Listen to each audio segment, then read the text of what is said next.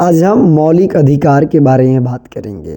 6 मौलिक अधिकार जो सभी भारतीय जनता को प्राप्त है, भारतीय नागरिक को प्राप्त है मौलिक अधिकार।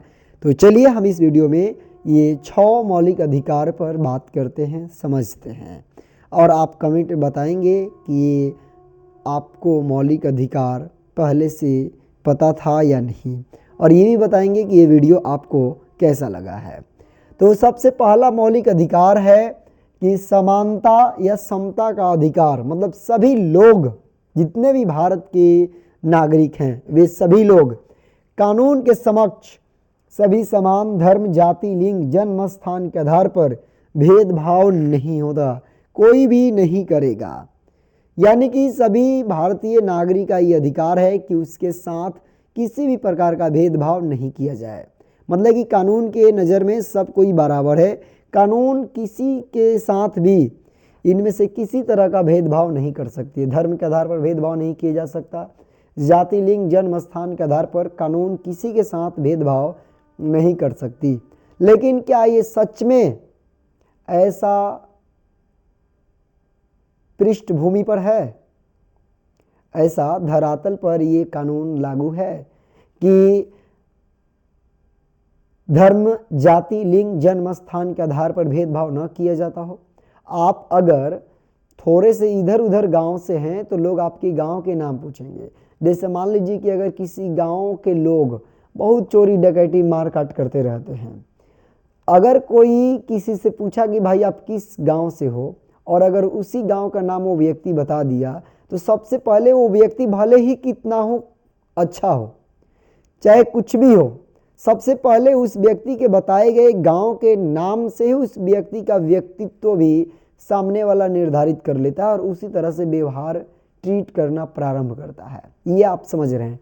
जाति की बात करें तो लोग क्या करता है, जाति के आधार पर किस तरह से भेदभाव होता है आप समझेंगे इस बात से कि लोग सबसे पहले आपसे नाम पूछते हैं।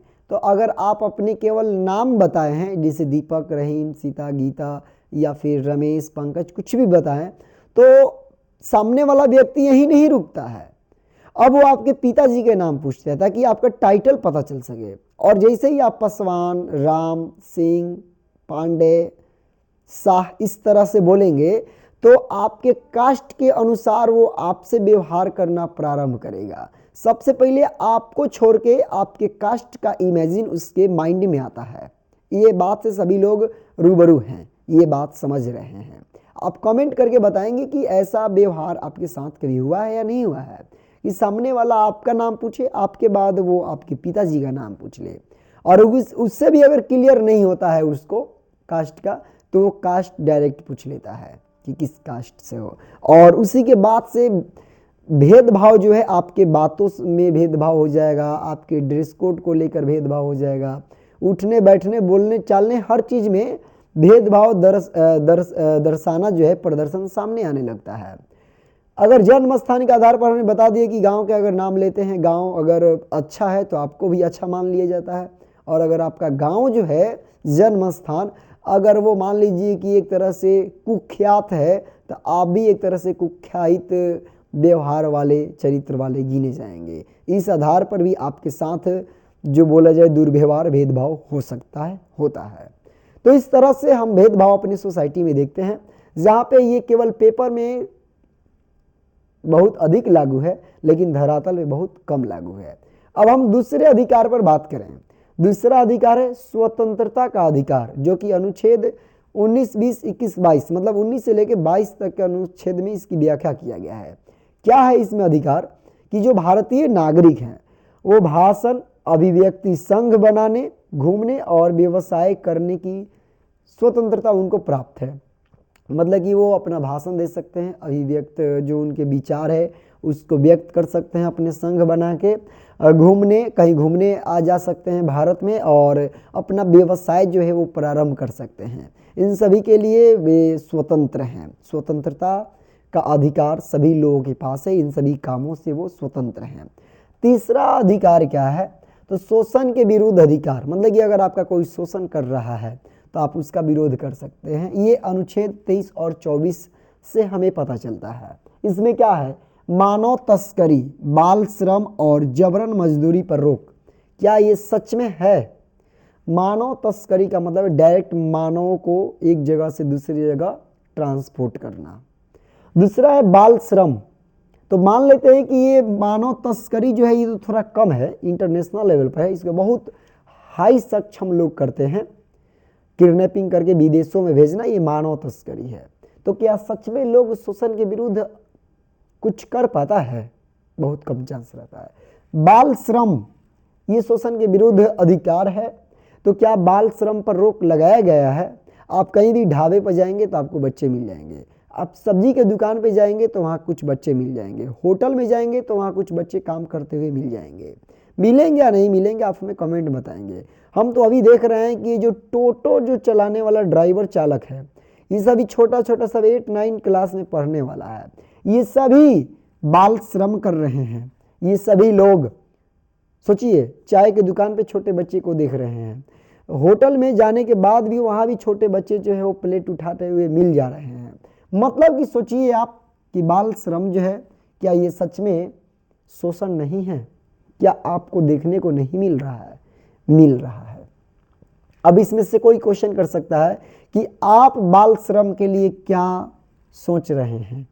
तो बाल श्रम के लिए बहुत सारा चीज सोच रहे हैं, लेकिन उस योग बनने के बाद बाल श्रम के उपाय करने के लिए दो तरह से हो सकता है, एक मानसिक तरीका से और एक आर्थिक तरीका से। तो मानसिक तरीका से तो सक्षम है हम कि जो बच्चे अगर पढ़ रहे हैं, जिनके पास पैसे नहीं के बराबर है, उनको भी मदद कर सकते हैं हम, और जिस तरह से हो सकता है कर सकते हैं, लेकिन आर्थिक स्थिति अभी ठीक नहीं है। इस वजह से बाल श्रम में आर्थिक रूप से मेरे तरफ से कोई मदद नहीं किया जा सकता है, और आने वाला समय में ये संभव हो जाएगा और बहुत जल्दी कंप्लीट होने वाला है कि बाल श्रम पर मेरे द्वारा कुछ किया जा सके। अगला चीज है कि जबरन मजदूरी पर रोक, क्या ये सच में है कि जबरन मजदूरी नहीं हो पा रहा है?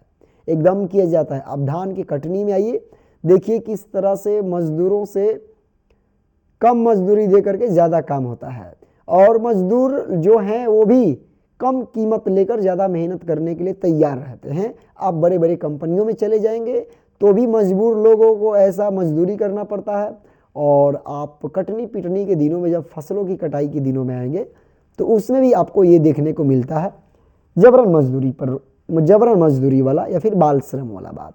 अब हम आगे देखें कि धार्मिक स्वतंत्रता का अधिकार, जो कि अनुच्छेद 25, 26, 27 और 28 में हमें प्राप्त होता है, 25 से 28 तक में। तो इसमें क्या है कि किसी भी धर्म को मानने, पालन करने और प्रचार करने की स्वतंत्रता है। क्या सच में है? सच में है।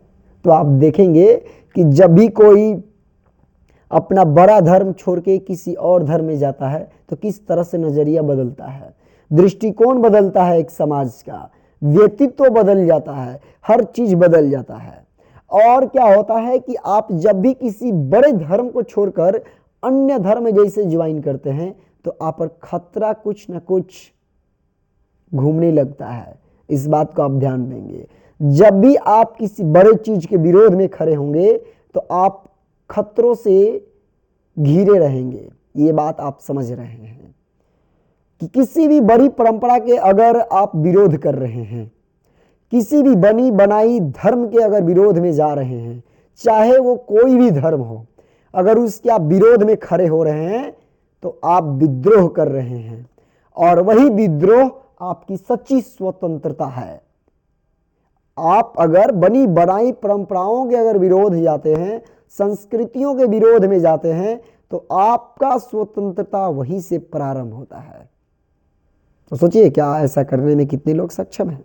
अब हम आगे बात करें संस्कृति और शिक्षा संबंधी अधिकार, जो कि अनुच्छेद 29 और 30 में प्राप्त होता है। इसमें क्या बोला गया कि अल्पसंख्यकों को अपनी भाषा, लिपि और संस्कृति की रक्षा तथा शिक्षण संस्थान खोलने का अधिकार। मतलब कि जो संख्या में कम है वे लोग अपनी भाषा, लिपि और संस्कृति को बचा सकते हैं और अपने लिए शिक्षण संस्थान प्रारंभ कर सकते हैं, जिसको एक तरह से बोला जाए कि कोई भी प्राइवेट अपना शिक्षण संस्थान चला सकता है। और लास्ट छठा जो है वो क्या है मौलिक अधिकार? तो जो छठा नंबर है वो है संवैधानिक उपचारों का अधिकार।